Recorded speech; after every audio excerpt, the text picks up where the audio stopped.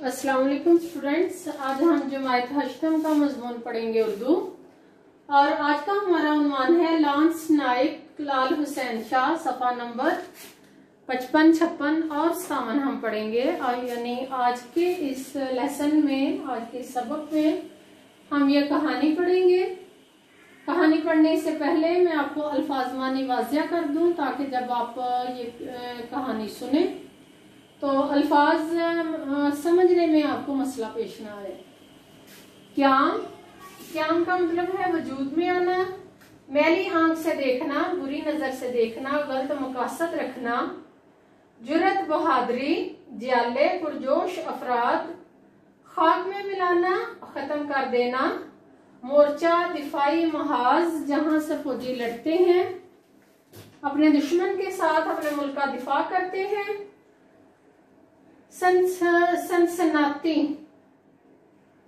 सनसनाती हुई, खौफजदा करती हुई, सर पर मंडलाना, चंद फुट की बुलंदी पर, सर पर मंडलाना जब चंद फुट की बुलंदी पर होना, प्लाटून फौजी दस्ता, सफ कितार, खलबली मचादी, हर चीज धर्म भरम हो जाना, पेवस्त जिस्म के अंदर गोश्त में चले जाना। पेवस्त असल में होता है सरायत कर जाना किसी भी चीज का, किसी भी चीज जैसे जमीन में पेवस्त हो जाना, जमीन के अंदर चले जाना। जहाँ गोली का पेवस्त हो जाना है तो ये जिस्म के अंदर गोश्त में चले जाना। कदम उखड़ना, हार के करीब होना, ताब ना लाना, बर्दाश्त खत्म होना, चौकी फौजियों के दिफा की जगह,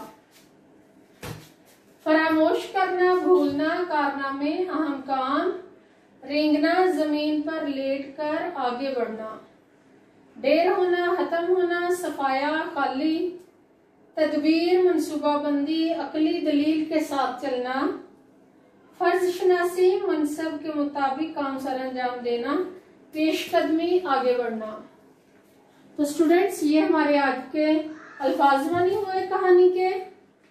अब मैं आपको समझाती हूँ, मजीद जिन अल्फाज की वजाहत करनी है वो मैं पढ़ाते हुए आपको वजाहत करती हूँ। लांस नाइक लाल हुसैन शहीद वो कौन थे, उन्होंने क्या कारनामा सर अंजाम दिया, उनका प्रोफेशन क्या था, उनका काम क्या था, मनसब उनका क्या था, ये सब आज हम पढ़ेंगे। इससे पहले अगर आपने स्कूल का चैनल सब्सक्राइब नहीं किया तो सब्सक्राइब करें ताकि हर आने वाला नया लेसन आपको बेल आइकन दबाने की वजह से आपको उसका नोटिफिकेशन मिल सके।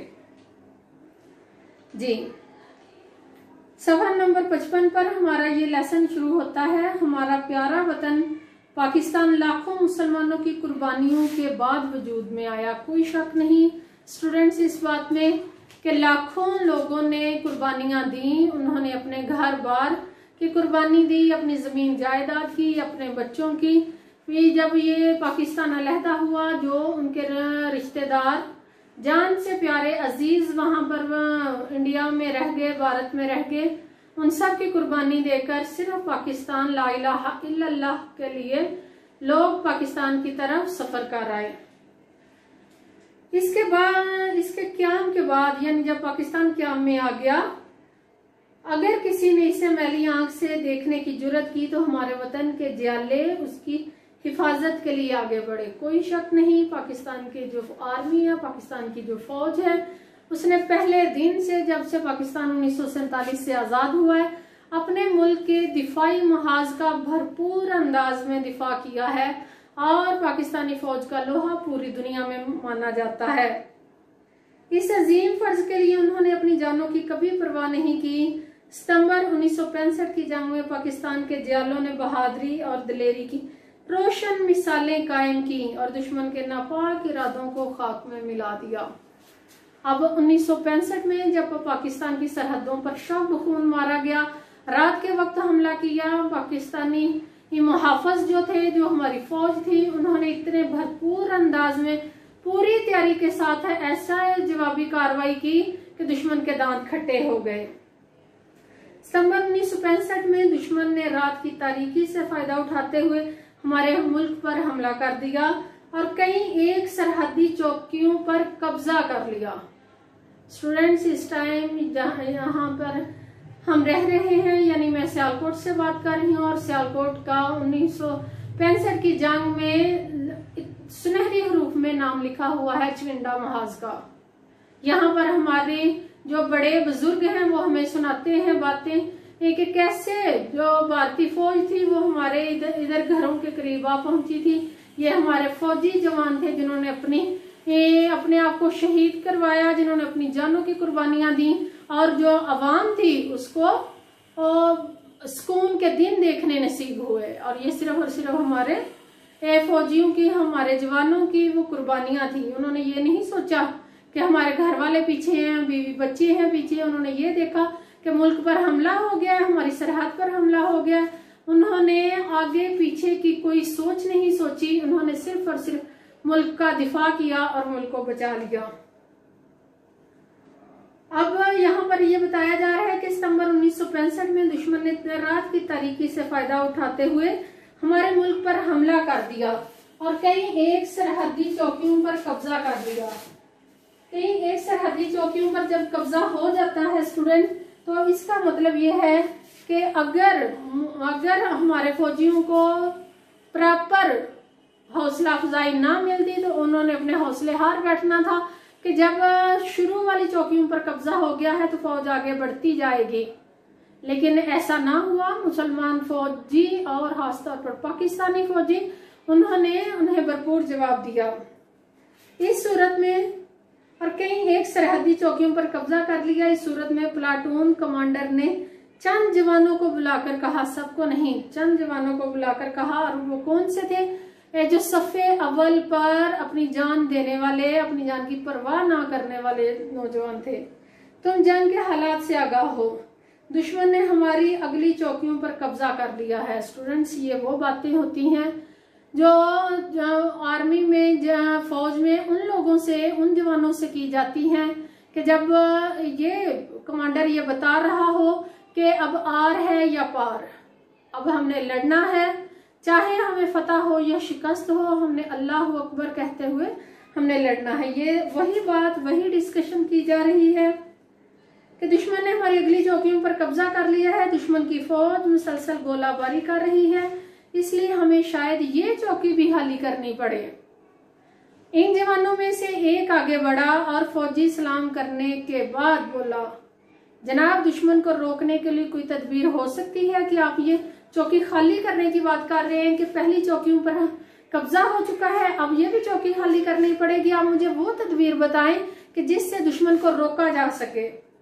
कमांडर ने कहा, हाँ, अगर हम में से कोई आगे बढ़े और जुर्रत और बहादुरी का मुजाहरा करे। अब आगे बढ़ने का मकसद क्या है कि अपने साथ वो दस्ती बम बांध कर ले जाए, वहां पर जाकर दुश्मन को नाकों चने चबाए, और इस सूरत में उसकी अपनी शहादत 90% होने का यकीन है। कमांडर ने कहा, हाँ, अगर हम में से कोई आगे बढ़े और जुर्रत और बहादुरी का मुजाहरा करे। वो जवान एक कदम और आगे बढ़ा, वहीं पे बात करते हुए वो और आगे बढ़ा कि हाँ, मैं आगे बढ़ता हूँ, और कहा, जनाब, मैं ऐसा करने के लिए तैयार हूँ। हम ये चौकी खाली नहीं करेंगे, बल्कि जिन चौकियों पर कब्जा हो चुका हुआ है उनको भी खाली करवाएंगे। कमांडर ने जवान को शाबाश दी और कहा, तुम्हें इस चौकी तक जाना होगा। जिस चौकी पर कब्जा हो चुका है उस चौकी तक जाना होगा, यानी दुश्मन के अंदर जाकर घुसना होगा, अंदर जाकर हमला करना होगा, जो दुश्मन ने आज सुबह हमसे छीनी है, और फिर उसके बाद हमें बड़े दस्ते से मिलना होगा ताकि दुश्मन की पेशकदमी को रोक सकें। कहते कि कमांडर ने कहा कि आप लोग पहले कम अफराद जाओगे और उसके बाद पीछे से हमारी ज्यादा फौज आएगी। जवान ने कहा, मुझे मंजूर है, मैं दुश्मन से अपनी चौकी खाली करा के दम लूंगा। दम यानी सांस, उतनी देर तक मुझे आराम मेरे लिए हराम है जब तक हमारी चौकी खाली ना हो जाए। यह कहकर उस जवान ने अपनी स्टेन गन उठाई, कमर की पट्टी यानी बेल्ट जो है, दस्ती बम बांधे और अपनी प्लाटून के साथ, अपने फौजी दस्ते के साथ फौजी सलाम करता हुआ निकल गया। ये जवान लांस नाइक लाल हुसैन थे। चारों तरफ गोलियों की बौछार हो रही थी, दुश्मन के जहाज सर पर मंडला रहे थे, मगर इस जवान के दिल में जरा भी खौफ न था। वो अपने साथियों के साथ खौफ क्यों नहीं था? इस वजह से नहीं था कि अगर आज हम जरा सा पीछे हट गए तो हमारे मुल्क पर कब्जा हो जाएगा, और आज अगर हम अपने बॉर्डर की, अपनी सरहद की हिफाजत कर गए तो हमारा मुल्क फख्र के साथ जिएगा। इसलिए उसको कोई खौफ नहीं था, उसको सिर्फ अपने मुल्क की सरहद बचाने का जुनून था। जवान के दिल में जरा भी खौफ ना था। वो अपने साथियों के साथ नहायत बहादुरी और दिलेरी से आगे बढ़ रहे थे। 2 घंटे मुसलसल रींग रींग कर, रींगने से मुराद क्या, पेट के बल जाना। फौजी जो है ना पेट के बल जाते हैं ताकि जो घास है, जो ऊंची घास है, उससे भी अंदाजा ना हो दुश्मन को कि हमारी तरफ कोई बढ़ रहा है। 2 घंटे मुसलसल रींग रींग कर बिलाकर वो उस चौकी के करीब पहुंच गए जिस पर दुश्मन ने सुबह सवेरे कब्जा किया था। अब दुश्मन ने उसे अपनी पहरा चौकी बना रखा था। पहरा चौकी से मुराद क्या, कि दुश्मन वहां पर पहरा दे रहा था ताकि वहां से देखा जाए एक मजीद और पाकिस्तानी फौज के दस्ते इस तरफ हरकत तो नहीं कर रहे। उस चौकी के करीब पहुंच गए जिस पर दुश्मन ने सुबह सवेरे कब्जा किया था। दुश्मन ने इसे अपनी पहरा चौकी बना रखा था और इसके करीब ही उनका एक बड़ा मोर्चा था जहां से मुसलसल फायरिंग हो रही थी। लांस नाइक लाल हुसैन अपनी चौकी पर दुश्मनों को देखकर गुस्से में आ गए। यह वही लम्हा था जिसमें उनका जो जोश था और मजीद बढ़ गया दुश्मन से लड़ने का, और फौरन कमर की पट्टी से दस्ती बम निकाले। दस्ती से मुराद है स्टूडेंट्स हाथ में पकड़कर इस्तेमाल करने वाले बम, और पहरे पर मौजूद दुश्मन के सिपाहियों पर फेंक दिया। सिपाही वहीं ढेर हो गए। लाल हुसैन चौकी में दाखिल हो गए और फिर रींगते रींगते दुश्मन के खंदकी मोर्चे पर, खंदकी यानी उन्होंने जो जेरे जमीन खंदक खोदी हुई थी, मोर्चे पर दस्ती बम फेंकने शुरू कर दिए। दुश्मन इस अचानक हमले से घबरा गया। अब दुश्मन तो बड़े ये खुशी में था कि हमने ये अगली चौकियों पर कब्जा कर लिया, अब हम मजीद पेशकदमी करेंगे, मजीद आगे जाएंगे। वो इस अचानक हमले से दुश्मन घबरा गया। लाल हुसैन और उसके साथियों ने ताक ताक के चुन ताक कर निशाने पर बम फेंके और मोर्चे में मौजूद दुश्मनों का सफाया कर दिया। उन्होंने बहादुरी और बेखौफी का मुजाहरा करके अपनी चौकी को दुश्मन से खाली करा लिया। करीब ही दुश्मन की एक बड़ी प्लाटून, बड़ा फौजी दस्ता मुसलसल फायरिंग कर रही थी। दुश्मन के हमलों का जवाब देने के लिए वो इनकी तरफ बढ़े और उनकी प्लाटून इनके पीछे पीछे बढ़ रही थी। वो दुश्मन की प्लाटून के करीब पहुंचे और दस्ती बम फेंककर दुश्मन की सफों में खलबली मचा दी। हर चीज धर्म भरम हो गई। वो खौफजदा हो गए कि ये अचानक से हमला कहाँ से हो गया और ये अचानक से इतने ज्यादा फौजी दस्ते बम के साथ कहाँ से आ गए।